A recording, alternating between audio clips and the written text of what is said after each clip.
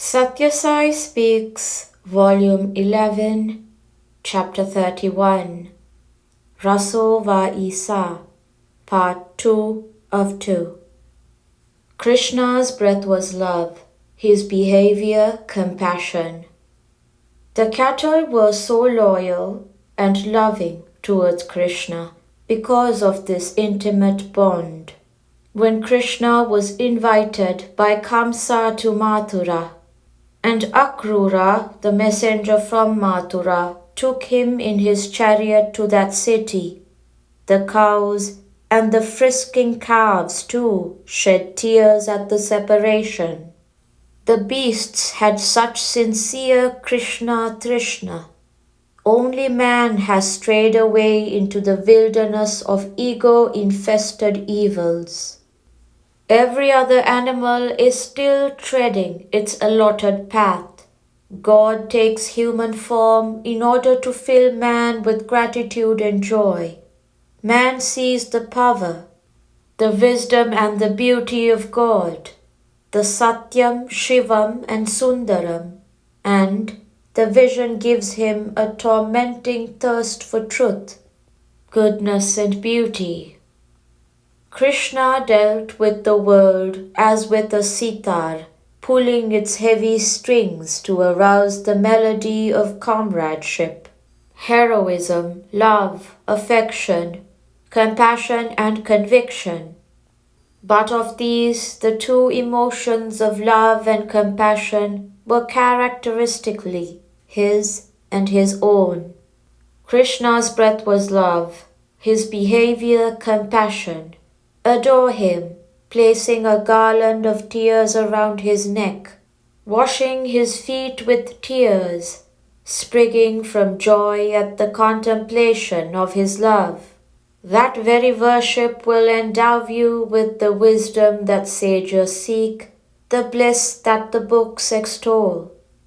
Grow in love, meditating on the embodiment of love, called Krishna, when the heart has not melted and softened to the cry of distress, the spasm of pain, the groan of the hungry, when the fountain of love therein is blocked with the tinsels of pride. Krishna will not play the flute in your ear. You may be a master in the service of Krishna, but without the key of love you cannot gain entrance to the Goloka where he resides.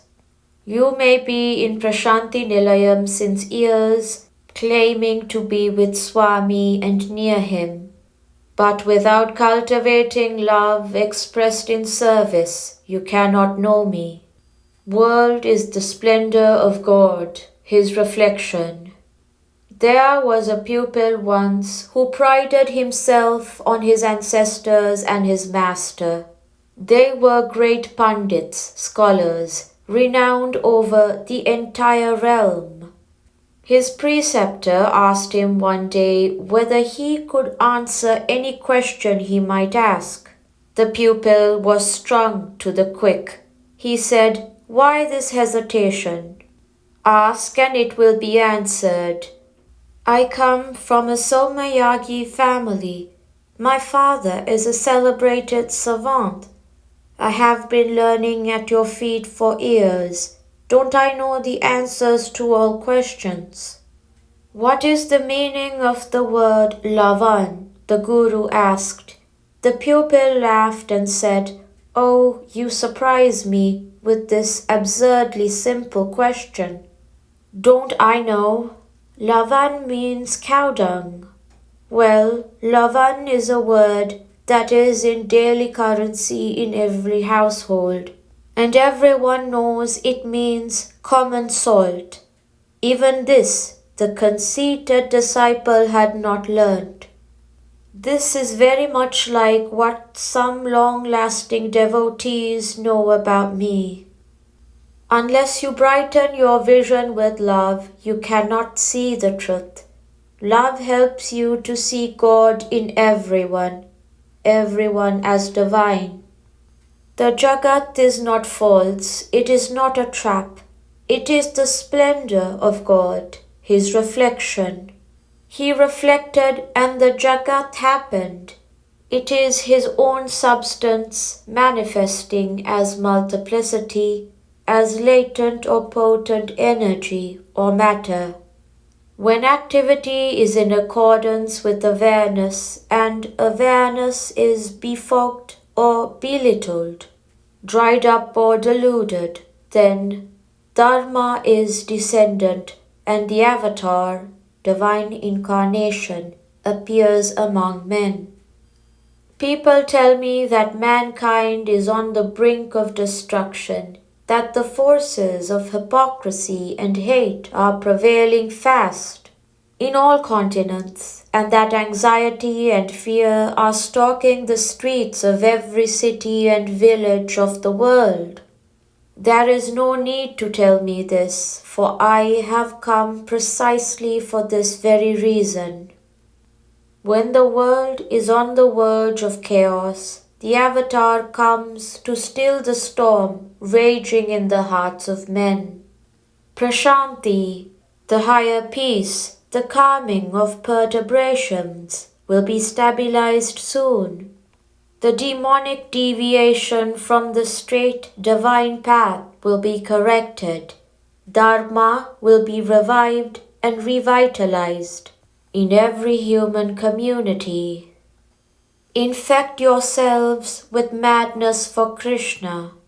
You celebrate the birthday of Krishna or Rama and of Sai, but they have no birth.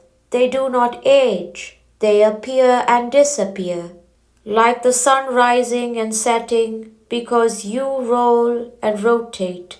They are steady and ever present.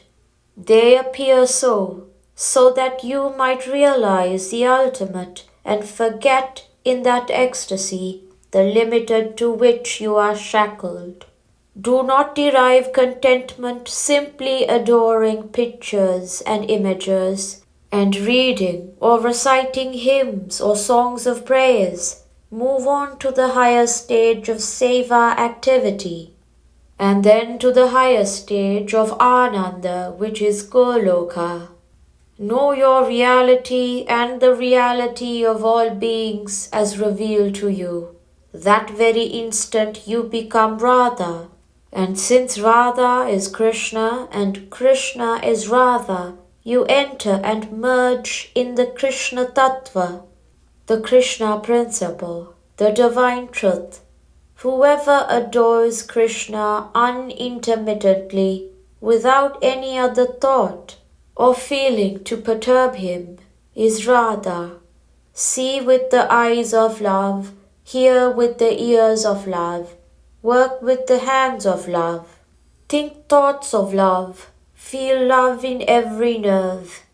The God of love, Krishna, will come to you on the wave of love and fill your hearts with himself. Do not cage him in a picture frame. Do not confine him in an idol. He is all forms. He is all names. He is the reality of all beings. Infect yourselves with madness for him instead of the world. Someone has written a song about me, saying that I cure madness and confer madness, that I wipe tears and cause tears to flow. Yes, madness for visualizing God is anyway preferable to the madness after riches and reputation. Power of love can bind the world. Shed tears of Ananda, divine happiness, not tears of grief. Yearn for the love that will bring you the love of God, Prema. I have no power mightier than that. I might change earth into sky or sky into earth, but that power is nothing before the power of love. The power of love that can bind the world and rule the world. Love, do not hate or harm. Even mosquitoes can pride themselves on the capacity to injure and harm and cause disease. Bugs can do likewise. So, if you feel proud of the skill to harm, You are only demeaning yourselves. Love and serve, that is the sadhana, spiritual striving, that will reward you best. Celebrating festivals like this has been prescribed by the sages since they encourage you to ponder over the fundamentals of spiritual progress. A young tree grows faster and better when the soil around the roots is raked up now and then, so that air and solar rays can penetrate the source of its strength and vitalize it. I bless that you will have the constant contemplation of the Lord, and that your minds will taste the sweetness of the divine without intermission. End of part 2 of 2, Prashanti Nilayam, August 13th, 1971. You sit in meditation for 10 minutes after the evening bhajan devotional chanting sessions. So far, so good. But let me ask, when you rise after the 10 minutes and move about, do you see everyone in a clearer light, as endowed with divinity? If not, dhyana is a waste of time. Do you love more? Do you talk less? Do you serve others more earnestly? These are the signs of success in dhyana.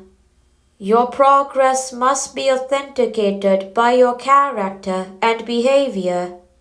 Dhyana must transmute your attitude towards beings and things. Else it is a hoax. Sri Sathya Sai Baba.